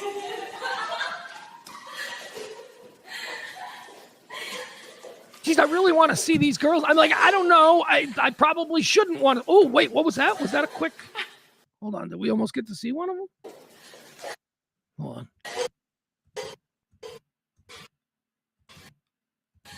Oh, almost. There's like one little. I don't know why I'm not trying to out her. I'm just looking for something to go. Nah, whatever. All right. Well, look at that. They all had fun. I don't know what the problem is. They seem to be having fun. Epstein chasing a couple of black blobs around his. That wasn't racial. That was just, I was describing what the Justice Department decided was the appropriate course of action. Let's see. What is this? We got a little interview tape was revealed. This is apparently a piece of interview tape between Jeffrey Epstein and a guy. You know, it's rare. It's rare that Steve Bannon can sit down with somebody and not be the most reprehensible individual in the frame.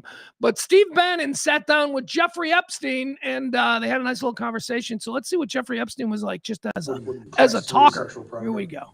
Steve Bannon and Jeffrey Epstein. By the way, this is Epstein has already been. He's already in trouble. He's awaiting trial. That's the time frame on this. Everybody has already distanced themselves from Jeffrey. What are you, class 3 sexual predator? Tier 1. What's tier 1's the highest and worst? No, I'm the lowest. I'm the lowest. Do you think you're the devil himself? No, but I do have a good mirror. It's a serious question. Sorry. Do you think you're the devil himself? I don't know. Why would you say that?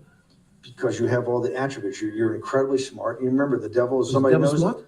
The devil's brilliant. You read Milton's Paradise Lost. No, the devil scares me. Satan is at the number 1 or 2 archangel, and the reason he goes to hell and leads the rebellion is because he can't be the top guy. And his thing is, I'd rather reign in hell than serve in heaven. I saw that in a movie. What do you All right. I saw that in a movie once. All right. There's so much stuff was released. Elon got himself in a little bit of a weird situation. Of course, Elon Musk, you recall, he has been. Well, he's like as hardened as Bongino and Cash Patel. Release the files. Let's get these names out there. Elon has gone on record as saying that, yeah, I knew Jeffrey Epstein, but we never had any kind of, I was not friends with Jeffrey. I don't know. Elon Musk is all over. Elon Musk, and again, this is why I say the emails. The emails from one person to another person, another human being we know, gets emailed by another human being that we know. Those are the things that we have to look closest at because that's them being real. Elon Musk emailed Jeffrey Epstein multiple times about trying to get an invite to the island. Jeffrey Epstein didn't seem like he wanted to hang out with Elon Musk, but Elon Musk seemed like he was trying to do whatever he could to get to the island. And there are things discussed in the emails that are so fucking troubling. Let's get into the email. Let's get into the emails from Elon. Excuse me. Oh, ooh. Let's see. What is this? We'll show these. Yeah, why not? We'll put this up. Guys, I'm sorry. My voice is like totally going right now. I'm losing it. All right, here we go. All right, so here's an email released by the Department of Justice between Jeffrey Epstein and Elon Musk. All right, so first, Jeffrey Epstein says in an email, I don't know what they were talking about before this. I don't know. There's a whole bunch of emails. Jeffrey Epstein says to Elon Musk, "Do you think I'm retarded? Question mark. Just kidding. There is no one over 25 and all very cute." So this is Jeffrey Epstein trying to, reinforce why Elon wants to come to his island to party. Jeffrey is saying, "Do you think I'm retarded? I only have the hottest young girls." He said, but this is, he says there's no one over 25. There's 7 years of legalness between 18 and 25. So again, nothing damning here. So Elon Musk responds to that. And by the way, Elon Musk has said on his official Twitter account that this is a real email. He has said that you can tell the ones that are real because I speak a certain way in emails. And Elon said that this is how he talks in email. So Jeffrey Epstein says, "Do you think I'm retarded? Just kidding. There's no one over 25 and all are very cute." To which Elon responds, "I run and lead product design / engineering for 2 complicated companies. Moreover, SpaceX is about to launch what is arguably the most advanced rocket in history. Flying to New York to see UN diplomats do nothing would be an unwise use of my time." I got it. I'm reading it backwards. My God, I suck. All right. Jesus. Jeffrey Epstein sends to Elon Musk. I'm sorry. This is again because I'm not feeling great. Mail to Jeffrey Epstein, mail to Elon. All right. Jeffrey Epstein writes to Elon Musk. This is about getting Elon Musk to visit New York, not Lolita Island. This is about New York. Jeffrey Epstein says to Elon Musk back in 2013, "Any plans for New York? The opening of the General Assembly has many interesting people coming to my house." That in and of itself is troubling that Jeffrey Epstein was known to have the party house for the opening of the UN General Assembly. But if you've looked at some of the names that are on the list, that all tracks. That all tracks. "Any plans for New York, Elon? The opening of the General Assembly has many interesting people coming to the house." To which Elon responds, "I run and lead product design engineering for 2 complicated companies. Moreover, SpaceX is about to launch what is arguably the most advanced rocket in history. Flying to New York to see UN diplomats do nothing would be an unwise use of my time." That's when Jeffrey responds, "Do you think I'm retarded? Just kidding. There's no one over 25 and all are very cute." All right, so now it makes sense. There it is. That's the lure. So this is real. Jeffrey Epstein thought that an effective way to lure Elon Musk to his house for this big get-together with all of these UN General Assembly bigwigs was to remind him that he has young girls. They're all very cute, and the oldest one is 25.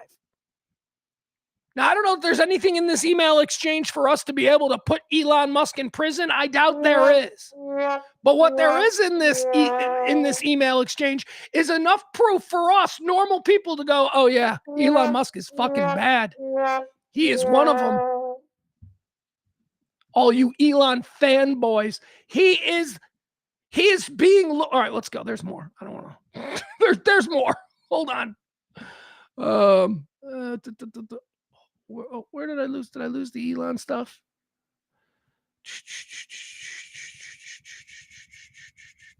Oh, I'm sorry. I'm on the wrong page. See, I've got a whole other Google Drive opened up just for the Elon stuff. All right. So here's another situation. This is Elon. This is now Elon. Why does that page not exist? Why does suddenly this page doesn't exist? This page is from the Department of Justice. Why does it not exist?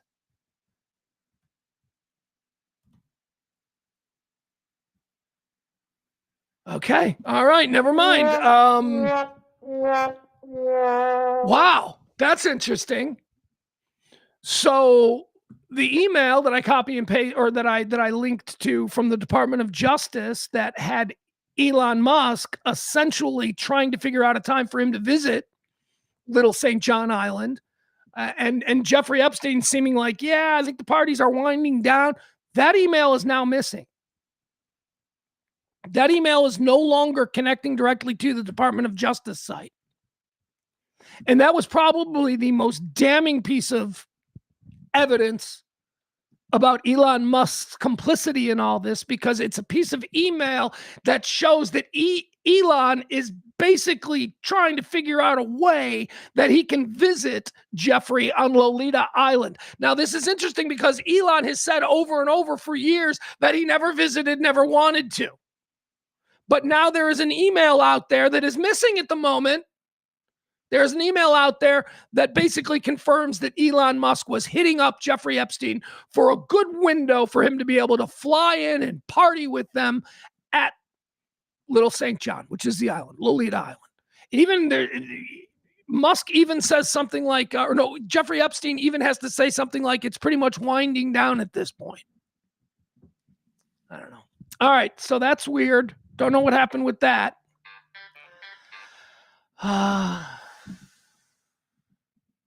Yikes. Hold on. What is this? Hold on. There's it's a big scanner thing. Oh.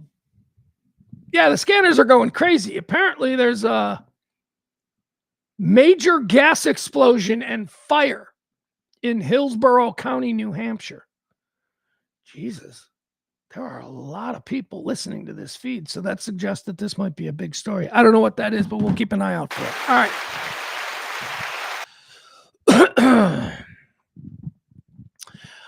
Guys, I think we're going to call it a show. I'm just not feeling great. And there's no energy for me to do this, and I'm really struggling with my voice.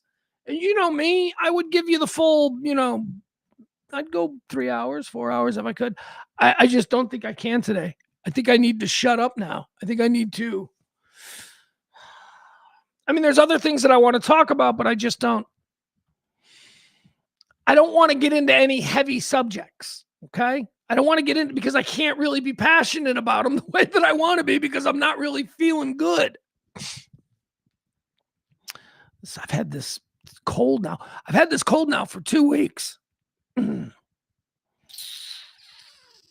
Yeah, all right, so let's do this. Here's what we'll do. We got a couple of things that we can do. Some lighthearted stuff, although this isn't really that lighthearted.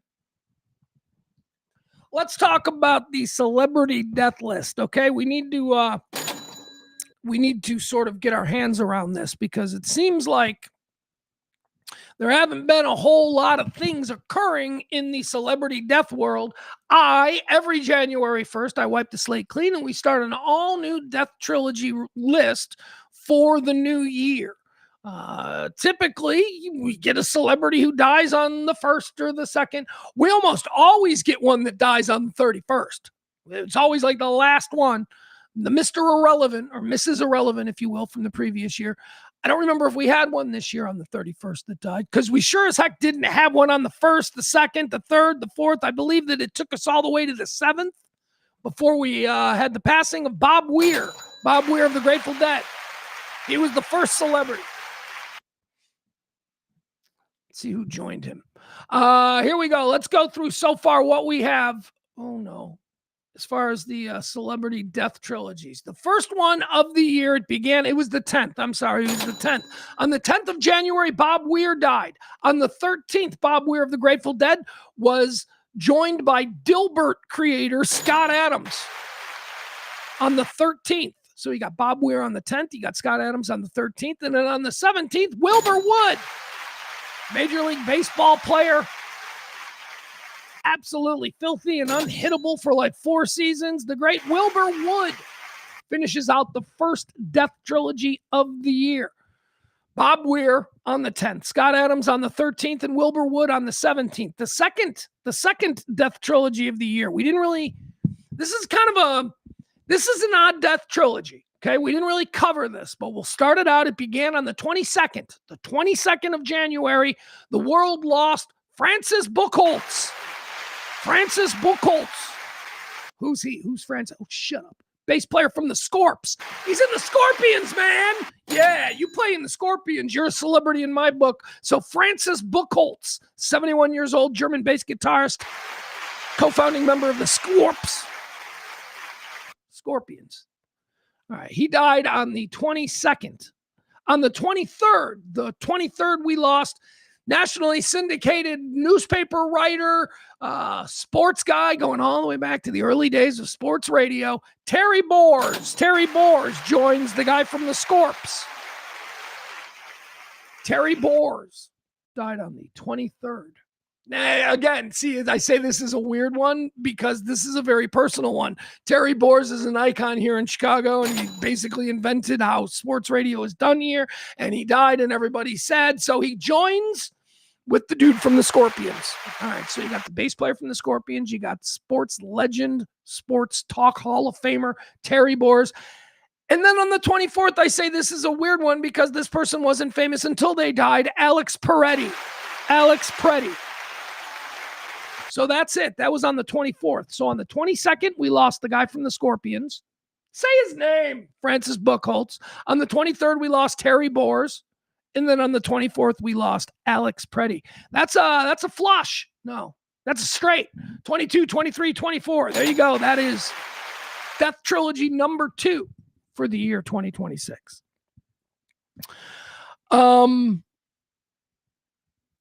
Hold on. What is the exact date on this? I got to figure out which, because who goes in first? Hold on. Let's see here. Well, I guess we start the 3rd death trilogy of the year. See, here's the problem. We had 2 celebrities die on the exact same day. Only one of them got covered. The other one had to wait till Sunday before he started trending. But I believe it's Catherine O'Hara who goes in first. Catherine O'Hara died on Friday, the 30th of January, year 2026. Catherine O'Hara, of course, legendary Canadian-American actress. I put out my thing, the Mount Rushmore of female comedy actresses. My Mount Rushmore, and again, this is generational, and it's going to be mine, right? So my Mount Rushmore of female comedy actresses is Carol Burnett, Gilda Radner, Catherine O'Hara, and Julia Louis-Dreyfus. That's my Mount Rushmore. A lot of people were like, you didn't mention Lucy. And I'm like, well, I'm not 70, okay? Lucy wasn't that important to me as somebody who was doing relevant comedy when I was becoming somebody interested in comedy. Gilda Radner and Catherine O'Hara were. Julia Louis-Dreyfus has. And I can tell you the first funny person I ever recognized was Carol Burnett. So that's it. Carol Burnett, Gilda Radner, Catherine O'Hara, and Julia Louis-Dreyfus. That's my Mount Rushmore. Catherine O'Hara goes in. She is the first occupant. She is 71 years old. We still don't know what she died of. Started rewatching Schitt's Creek over the weekend. And you know what I did? I watched like 3 episodes of Schitt's Creek, and then I went, you know what? She's great as Moira Rose. That's an incredible, but you know what she's really amazing at? As Patty Lee from The Studio, which is the series that she was co-starring on when she died. The Studio season 2, apparently she's already in a couple of episodes in season 2, but they're probably going to have to derail the season dealing with the death of Patty. Catherine O'Hara plays a woman who used to run the movie studio. The TV show is The Studio. It's on Apple. It's brilliant. It's winning all the awards. It is at the moment what The Bear was 2 years ago. Remember when everybody was talking about The Bear? Oh, The Bear is so good. Well, now they're doing that for The Studio. And rightfully so, because The Studio is really good. Seth Rogen plays a guy who suddenly finds himself no longer a film executive, but the president of the studio. And he is running the studio, and he is replacing his mentor. And his mentor was unceremoniously fired by the new head of the studio, played by Bryan Cranston. And that's Catherine O'Hara. She was fired by Bryan Cranston, and Bryan Cranston made Seth Rogen the new president of production. And it's about how studios are run, and it's very good. And she was very good in it. There was a scene. I started rewatching The Studio. There is a scene with her in season 1. See if it's available anywhere. Because it is just such the quintessentially perfect Catherine O'Hara performance. Let's see.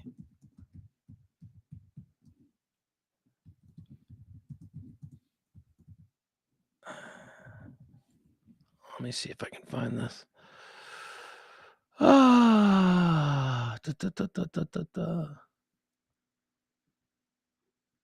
What is this? I guess there's no like clips. What? There's no clips from The Studio? No.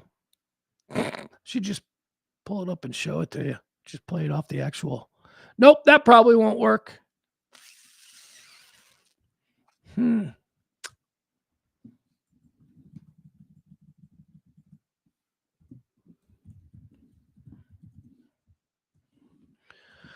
I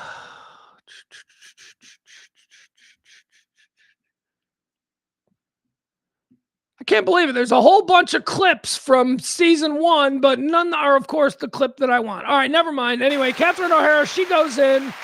She is the first. On the very same day that Catherine O'Hara died, another big celebrity, certainly to us Gen Xers, passed away. We all completely forgot about him.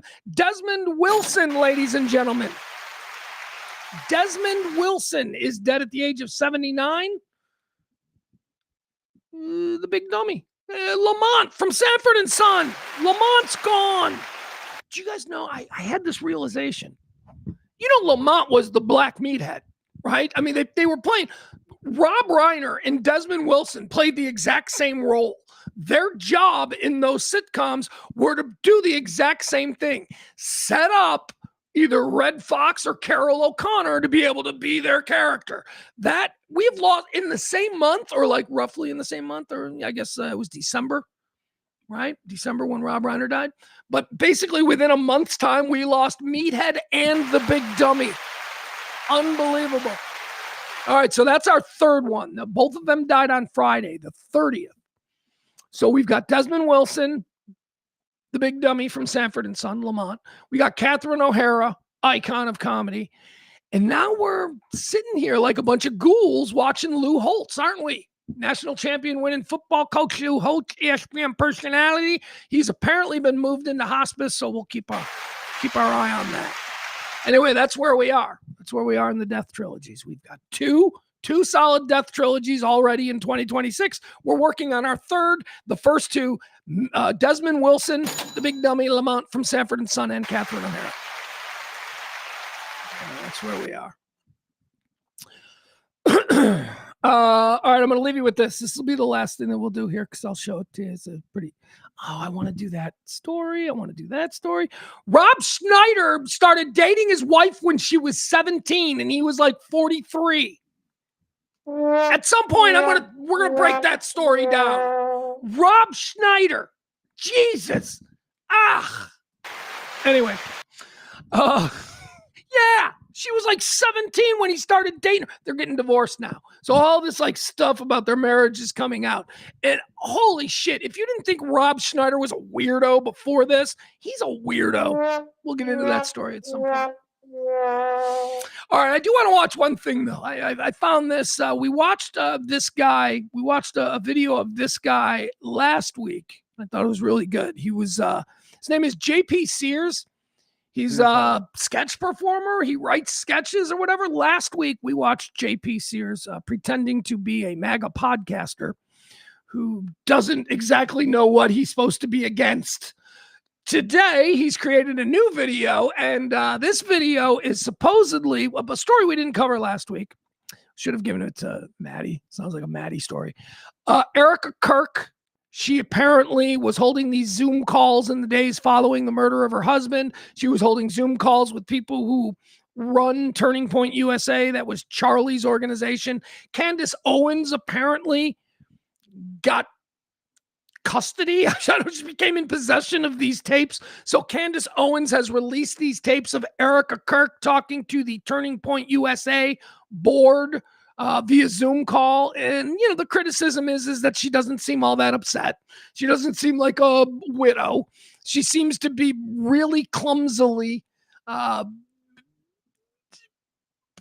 exploiting Charlie and, you know, Charlie's message and all that.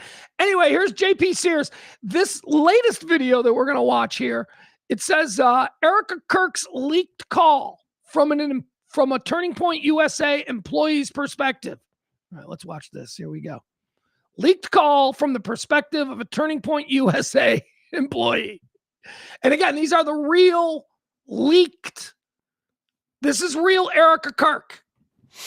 I can't wait for the Zoom call with Erica. Yeah, I can't believe she's doing it just 6 days after Charlie, you know, but she'll probably just be crying the whole time.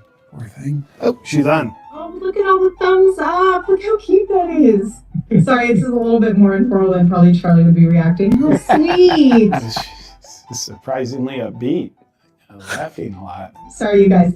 I just wanted to say first and foremost, my heart obviously is broken for you guys. For us? What about her? Did she know Charlie was her husband? Turning Point USA will continue like my husband always wanted, and it'll be bigger than ever.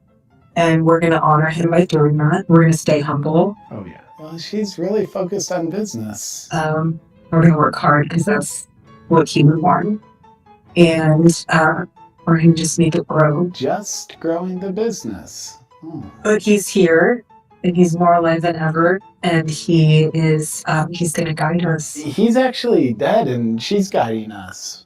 What's going on here? And I told Justin, I said, it's going to be something where everything before September 10th, any email you were working on, any project you were working on, it's not that it's irrelevant now, it's just things have changed, obviously. What? So projects Charlie had us working on don't matter? Like, dude, don't you think this is a little strange? No, she's just saying if Charlie had you working on a project, don't worry about that anymore, because she's going to lead us in a more Charlie-like way than Charlie ever could. It's a change.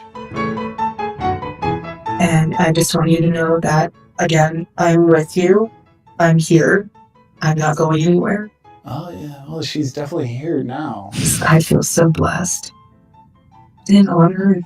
Hey, man, do you think it's weird that she's leading us now? No, not at all. That's Charlie's wife. What are you talking about? She has no background in leading significant 9-figure organizations. Her background is seeking fame through reality TV shows and beauty pageants. I mean, she's not next in line most qualified to lead us. Yes, she is. Just imagine Patrick Mahomes tragically dies in a car accident. Who would be next in line to lead the Chiefs as starting quarterback? Second string quarterback. No, dummy. Patrick Mahomes' wife. It's the same thing.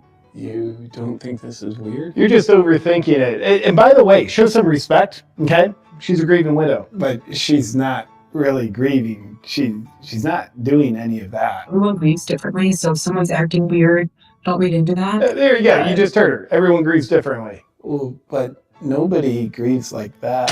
Just get over it, pussy. We got to get ready for the memorial service. It's going to be sick. I don't know, man. I'm just so sad. Hi, everybody. I still love all these emoji Zoom things. Hey, Erica, the emojis are killer. So how'd this memorial perform? I don't even know where to begin. The fact that we were able to pull off an event of the century, like, it's just insane. I know, complete insanity. Incredible. Now, what kind of numbers did we do? We had over 275,000 people. Insane. What is... Her husband got shot in the neck 11 days ago. Erica, now that it's been 11 days since your husband got shot in the neck, how do we do on merch? We're at like over 200,000 for merch sales. Don't quote me on that because I think it just keeps like bumping up like crazy. But great, it's all positives. Huge thank you to the events team, the development team, the graphic design team, the production team. It's just phenomenal. Erica, with all due respect, what about Charlie? My husband's dead. Like, I'm not trying to be morbid, but he's dead. Okay. Can we bring it back to the numbers? Since his assassination, we have 100,000 chapter requests, 300,000 new donors. I'm so happy to hear that all of that happened. Otherwise, honestly, Turning Point USA and Turning Point Action, full steam ahead, you guys. We have so much to do, which is exciting. Her children lost their father. Who do you think is with them right now? Erica, I'm wondering, because your children lost their father and you're not with them, could we get a read on hat sales? I think we have 50,000 plus hat orders to fulfill. All right, Congrats, we don't need Erica. any That's more of phenomenal. that. This is phenomenal. These people, Charlie man. in heaven is like, These people are. Hold on. Sorry, I got a little thing. I can't look. I apologize for today. I know I played a lot of videos trying to spare my voice.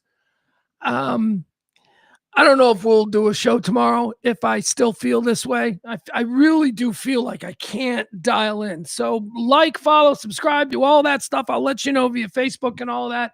I'll probably do a show because even when I do bad shows, it's better than not doing shows at all. So again, like, follow, subscribe. One more time, I want to thank our executive producer from today's show. It is Cece. Cece, I wouldn't have done a show if it wasn't a pledge week. If it wasn't the first, I wouldn't be here. But I'm like, I can't take a day off. Not when I need tips. So help the show out if you can. Be like Cece. If you are today's big tipper, you will be tomorrow's executive producer. You can do that by dropping it in the Venmo. Yeah, that's about it, man. I'm going to... we got a couple. I still got a couple of other things that I need to do. That's why I'm saving something. That's why we're going off a little bit early. I got to keep something in the tank because I still have a couple of things I have to do today. All right, guys, I love you. We'll be back tomorrow. Like, follow, subscribe, all of that kind of stuff. Tip the show, all of that kind of stuff. But most importantly, be cool to each other. Thank you, Joe. Joe's like, feel better. Thank you so much. I appreciate that. That is nice. That just person out there saying, hope you feel better. I hope I feel better too. It's not so much about how I feel. It's my throat. It's that. It's the way I can't talk and I'm forcing and I love you guys. We'll see you tomorrow. I will be here tomorrow. Though it's a pledge week. I can't take a day off. Love you guys. Bye.